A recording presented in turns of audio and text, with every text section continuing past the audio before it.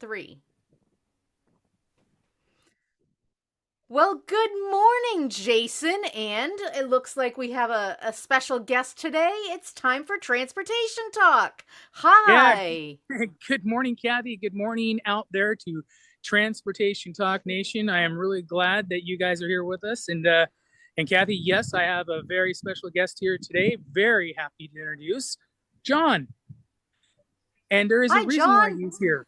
Do Yes, tell, Jason. Do yeah. tell.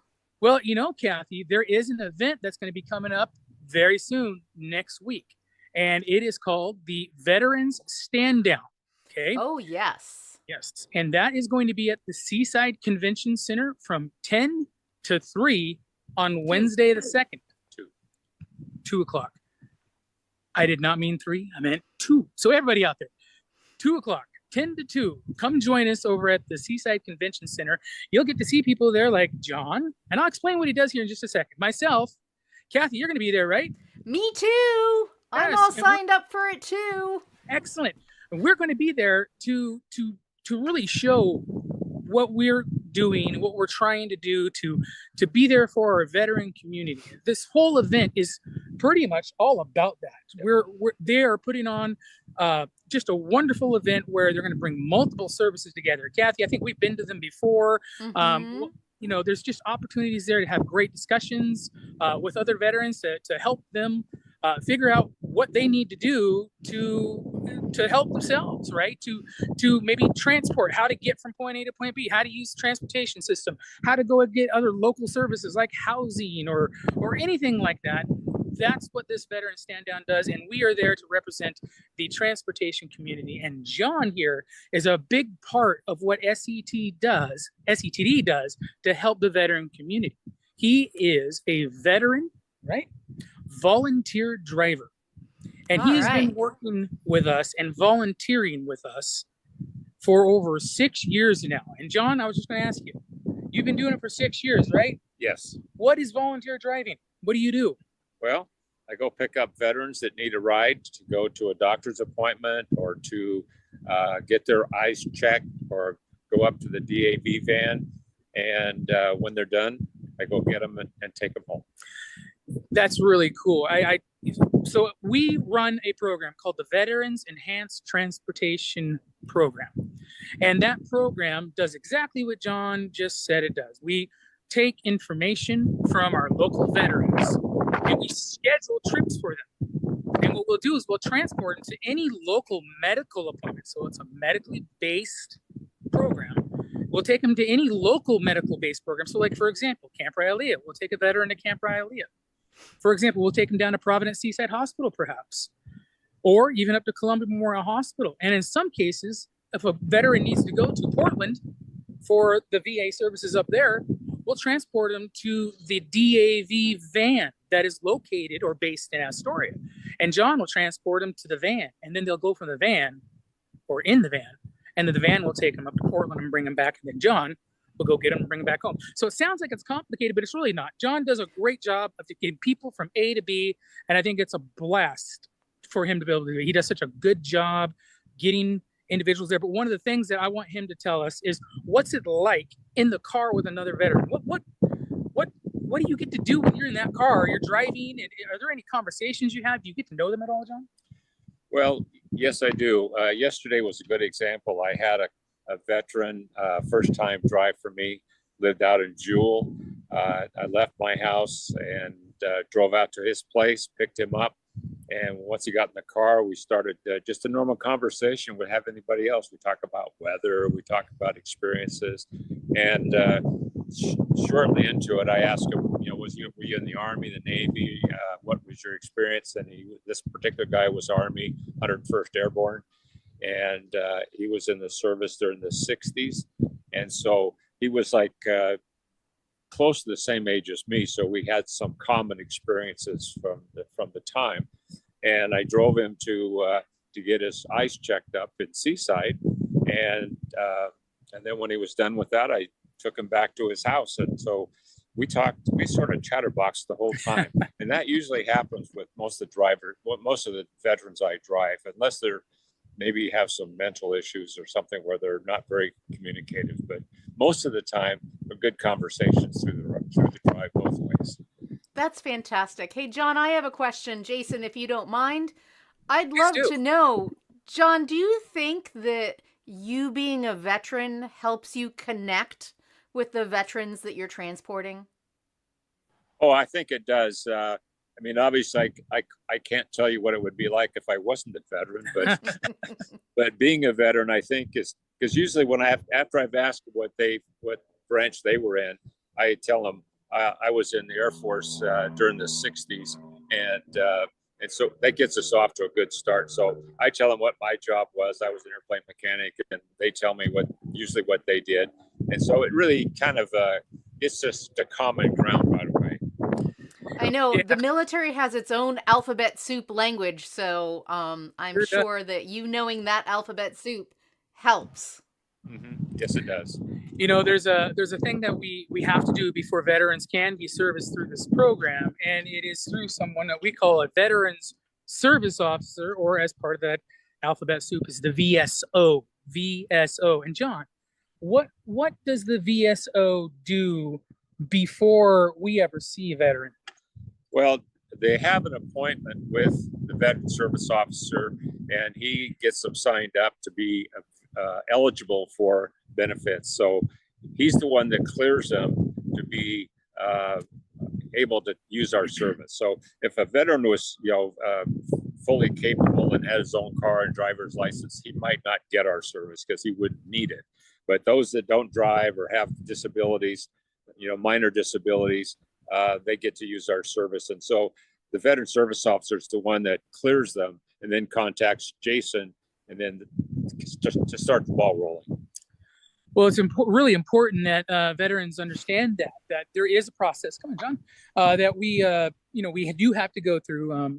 I myself do not have the eligibility list, and so we have to ensure that before we service them, that they indeed are eligible at the right level of service benefits. So that is a real good relationship that we do carry with the VSO. We look forward to the VSO being at this event that we're going to be at on Tuesday.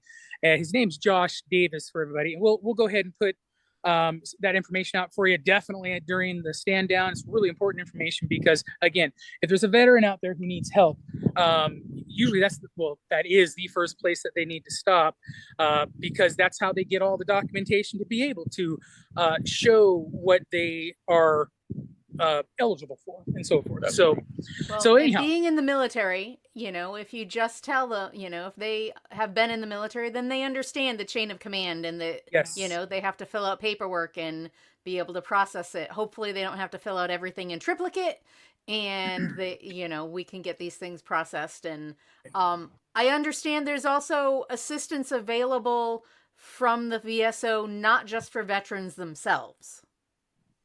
No, there's a couple of the people I've driven have actually been the spouses of veterans. One lady in particular, she's now at the assisted living in Astoria, but her husband was a World War II veteran. Wow. And he died at the age of 99. And so she needed help getting to doctor's appointments.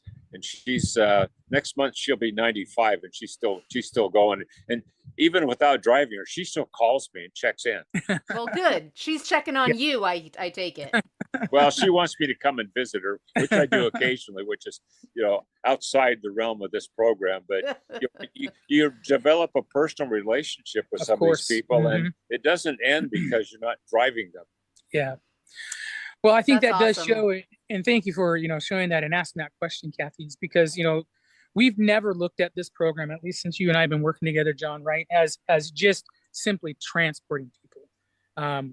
We look at it as a lot more than that. We do care for our veterans. We do everything to ensure that within us in the VSO that we're doing everything that we can to ensure all the needs are met for a veteran. Obviously, specializing in the transportation world, but I can tell you what, there have been many occasions where, services have been shown or examples have been shown to veterans who might not have had that idea simply because they came through our program and they had chats, especially with this guy right here. Okay. So for any of you veterans out there who may be watching this and getting ready to go to stand down, stop by and see us, please, because you can talk to John. He'll be there. Okay. Mhm. I'll be there. And trust me, we got a lot of really good things, really cool stuff to hand out to people. We're there to outreach and to get to know you. So please come by our booth. It's Sunset Empire Transportation District. You may see a tabletop that says transportation options. That's us. That's us. Mhm. Okay, come by and see us. So, And- John. Yes, Kathy, go ahead. I just wanted to make sure that we emphasize that this stand down, again, is for veterans so that they Yes. can find out resources, but also for their families. Absolutely. And Yeah. one thing that we didn't mention that the stand down is good for is making connections with other veterans. I mean, if True. you're going and you're new to the area, or you haven't been out and about, because most of us have been in lockdown for the last couple years, it gives you a good opportunity to touch base and get to know who else might be in the area that you might have some things in common with. Absolutely. Yep. So we will have we have two veteran volunteer drivers. And so not only will John be there, but our other veteran volunteer driver, his name is Mark, and he will be there as well too. Not to mention me and Kathy, and I think a couple of helpers. So we're going to have a pretty busy booth, but we're only going to be there to help you to support our local veterans, and to provide answers to any of the questions you may have. So, John, thank you very much for hanging out with me and being on the show today. It's always a pleasure. Okay, thank All you. right. Thanks. Okay, Thanks, Kathy, John. We're going to sit here and John can hang out and watch the show if he wants. We'll but see we're you next week. Yes. So I'm just So going one to of the sit. things that while Jason's sitting down, I just want to mention is that, the veteran stand down again is for veterans and for veterans' families. So veteran Right. adjacent people as well. So I will say that I am not a veteran, but I am Neither am veteran I. adjacent. My dad was a veteran and I am a brat. And so a brat in so many senses. Yeah. Please don't ask my friends. They will confirm the brat sense that I don't mean, but I'm a brat because I'm a child of a military person, and I was stationed overseas with my family, with my father. And so children of service members are considered brats, and the term was established years and years ago by the first service members that brought their families with them and they were stationed overseas. And so it's a really old term and it doesn't mean what it currently means. Well, you are a great brat, and I really appreciate doing these shows with you, and I can't wait to do the veteran stand down as a reach out event with you as well. It's going to be a whole lot of fun. I think really it's going to be a whole lot of fun. Just being there and helping people for that time. And that's not even the only stand or event that you're doing that day, is it, Kathy? I mean, you got something else going on too. No, thank you, Jason. There's a lot going on. October's been busy, and November is looking like it is also going to be busy. The first couple days of November are, in Mexican tradition, are the Dias de los Muertos. And so there's a couple Consejo Hispano events going on November 1st. They will be hosting a Dia de los Muertos event in Cannon Beach at the Presbyterian Community Church, and they will be having some traditional events happening and offering vaccinations. And then on November 2nd, the same event will be taking place in Seaside, and that will be from 4 until 8. And so if you missed me during the day, or you saw me during the day at the stand down, and you decided, I haven't gotten my booster, I haven't gotten my vaccinations, haven't gotten my flu shot, I'm a little overdue on some of those things, come see me in the afternoon at Dia de los Muertos at the Bob Chisholm Community Center in Seaside from 4 to 8. Wow. Busy day. So, yeah, it's a busy day, and so is the life of, you're a transportation options specialist. We know that, but I'm telling you, you are an amazing outreach individual. You love getting information out to people, and you love getting information out to the, those who, might be at a disadvantage, right? Because they don't speak our language very well, and you being there to translate for them, to speak to them, in Spanish the way that you do is so amazing, and we're so grateful. I know that on behalf of myself, I love the fact that we can offer that to individuals so they don't feel isolated, maybe perhaps. That's so important. And so thank you, Kathy, for not only coming to hang out with us at the Veterans Stand Down, but also going over there and helping individuals that, the Day of the Dead is a very amazing celebration, and I kind of wish I was there, but I don't know if I've got the stamina like you. It's a long day, and I will say, it's a great opportunity this time of year, especially with the different holidays and the different events, to learn about and appreciate the melting pot that this country is, and Absolutely. To recognize those that came before us, recognize the traditions that exist all around the world, and just grow our appreciation in that way, and connect with people in so many different ways. I mean, we've got a great community outreach event that happens every year on October 31st, right, Jason? Yep. Yes, we do. What is that? It's one of the biggest community outreach events that everybody's doing it in this country. That's a great question. Yes, that's exactly right. So the 31st gives everyone the opportunity, to do outreach, get out there and enjoy a certain day. You know what? I'm just going to call it Halloween. Okay. All right. Okay, Halloween. Good. It is Halloween on the 31st. We are excited about that because we get an opportunity to talk a little bit about that today. And Kathy, I'm so happy that I have kids, and there are many kids that are out there.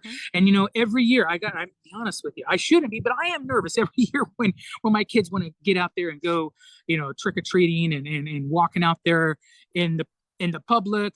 In most cases it's dark out and so forth. I know there are some events, that happen, that are during the day and all that, but the 31st is happening on Monday.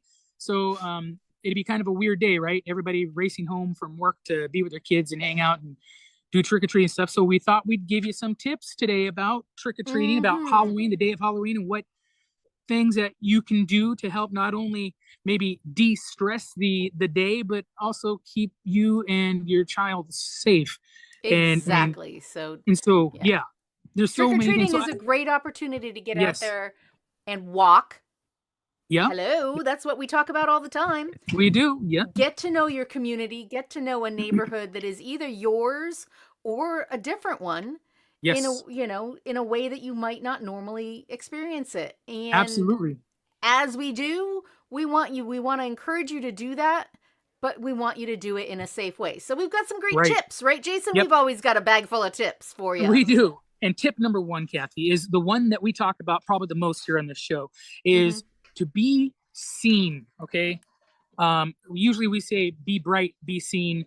I'm hoping most people out there know what that means by now, but just in case we don't, what we want you to do while you're out walking around in weather that might be a little rainy, breezy, whatever, it just makes it a little harder for vehicles, drivers to see people that are out there on the side of the road, even on sidewalks. So we want people to choose, if they can, please, perhaps, dare I say, light colored costumes. I know that might be hard. I know there's the Darth Vader fan out there who really wants to do that. But if there are, maybe if you're going to be Darth Vader, just make sure you carry your lightsaber with you.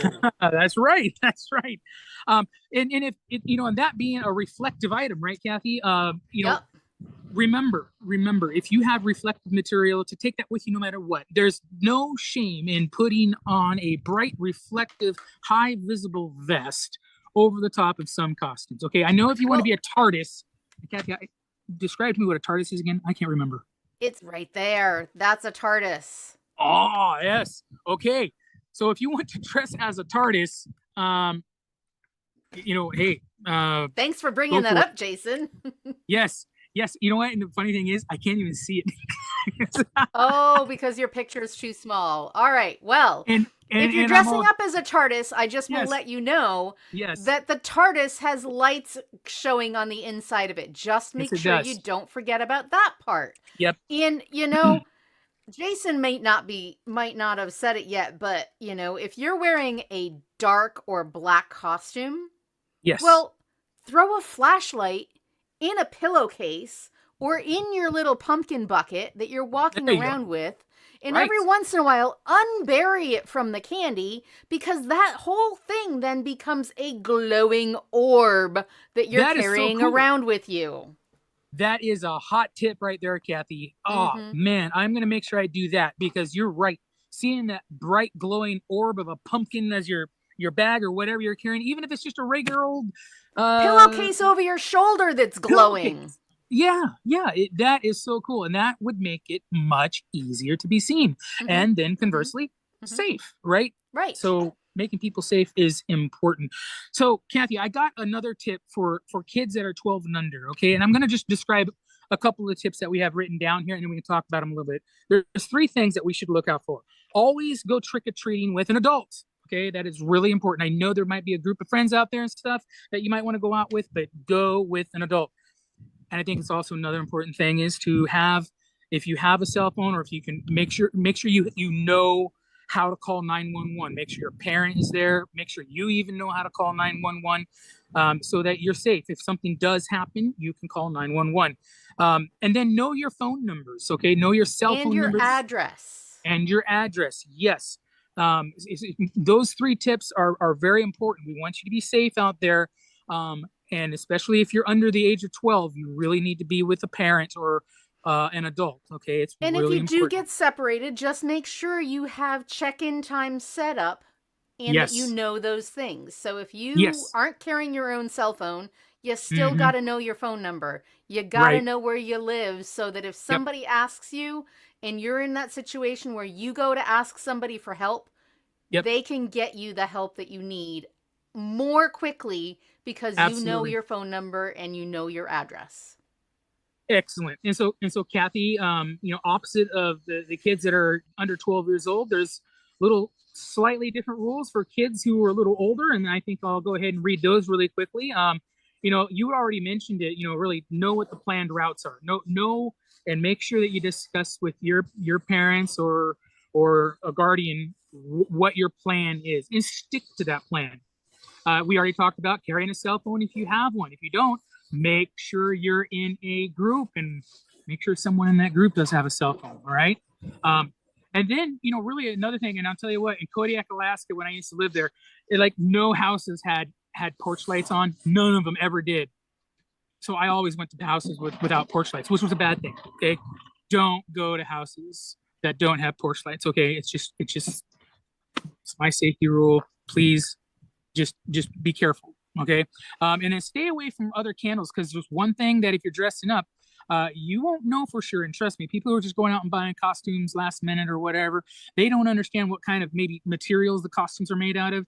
And Kathy, I don't know if we have to really belabor it too much, but some materials are very flammable versus other materials. So it's just better to be away from open candles and other flames, right?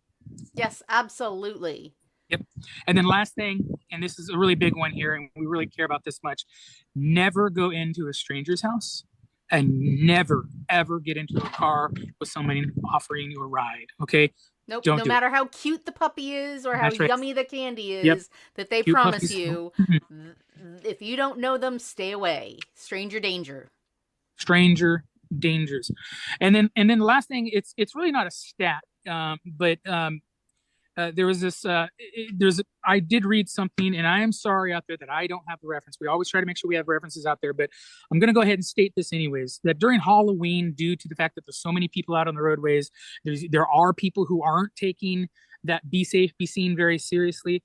Halloween is one of the higher days of the year, the larger days of the years of kids being hit, pedestrians being hit on the side, even on sidewalks and poorly lit roads. So please just take that and understand that there is a more slight heightened risk about getting out there I still want you to get out there, but some of the things that we have talked about here will help keep you safe. And I think chiefly among them really is about being seen by wearing bright materials or reflective materials and trying to work that even into your costumes. Absolutely. So, we've talked a lot about the responsibility of those that are out there trick-or-treating and taking part of those activities. Yep. But we also need to remind those people that are driving or riding bicycles out there to keep their eyes open and be extra aware all weekend long because of the different activities that'll be going on. And you know what happens when you add sugar to anybody, really, but especially to the munchkins, all kinds of things can happen. So, all things can happen, make sure so that you're being extra aware. Really, the biggest thing out of this, Kathy, is we want people to stay safe. And we hope that as watching this video, that any piece of advice that we give you, that you take seriously. We're doing everything we can to ensure that just with a little bit of foreknowledge and just a little bit of understanding and comprehension, that you can go out and enjoy just a safe, fun Halloween night, trick-or-treating, doing whatever absolutely you don't want throw to do. your garbage on the street. Keep it with you. No throwing garbage. Take those flashlights with you. Throw them in your pillowcase and in your pumpkin. I want to see a lot of those glowing orbs out and about. Super fun night. Jason, you know what time it is? It's almost time to end, and it's always one of the sadder times. Yes. But it's okay. It's okay. We're excited. I can't wait to hear about all of the adventures that everybody went on for Halloween this year. I really can't wait to see everybody at the Veterans Stand Down or the Dia de los Muertos celebration at the Bob Chisholm Center in Seaside on November 2nd. Yes. We look forward to seeing everybody there. I really, really want you veterans out there to know we're here for you, and we're going to be there for you.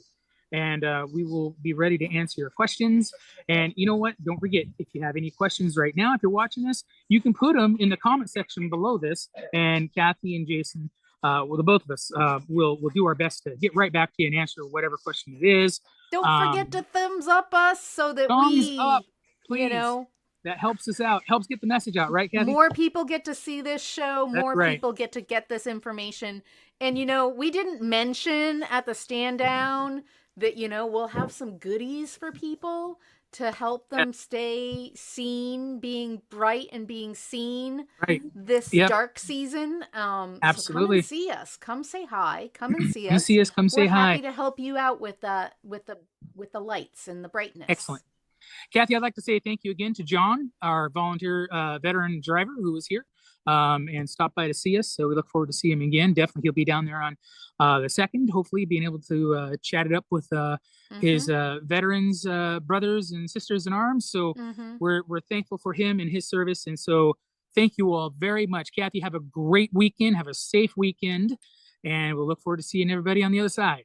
You too. All right. We'll see you at the stand down. See ya. Take care. Bye, everybody.